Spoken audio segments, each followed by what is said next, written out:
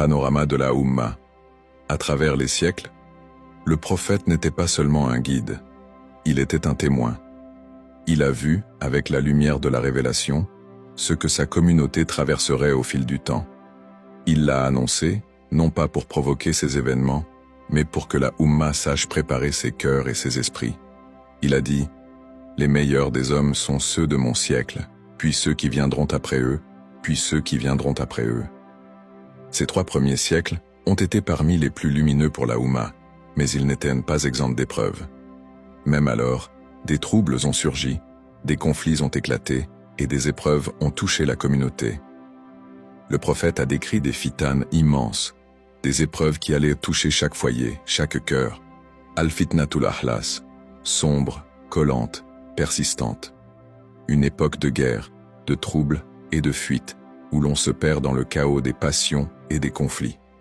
Al-fitnatul duhaima, la fitna noire, aveuglante, qui n'épargnera aucune maison parmi les Arabes, et qui divisera la Oumma en 2 camps irréconciliables.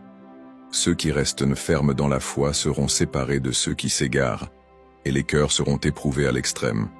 La grande fitna du Dajjal, le mensonge incarné qui se présentera comme vérité et séduira la terre entière. L'ultime épreuve où seuls les cœurs ancrés dans le Coran et la Sunna resteront droits.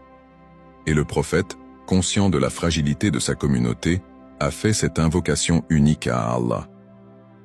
J'ai demandé à mon Seigneur 3 choses, qu'elle ne soit pas détruite par une famine générale, qu'elle ne soit pas anéantie par un déluge, et qu'elle ne s'entretue pas. Allah m'a accordé les 2 premières, mais pas la 3e. Ainsi la plus grande menace de la Oumma ne viendra pas seulement des catastrophes naturelles ou des famines, mais des divisions internes, des guerres fratricides et de la fitna entre ses propres fils. Mais le prophète n'a pas seulement annoncé ces dangers, il a tracé les chemins pour y résister.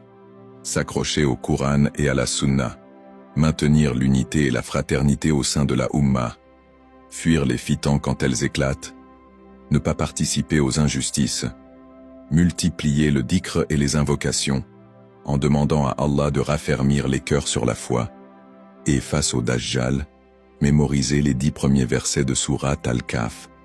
Pour se protéger, le prophète a aussi parlé des cycles de gouvernance, Khirafa al-Rashida, le califat guidé, une période où la direction de la Oumma était proche de la lumière du prophète et de la justice divine. Hukm al-Rad, un règne plus tempéré et stable, permettant la continuité de la société et la préservation de la communauté. Hukm al-Jabri, le règne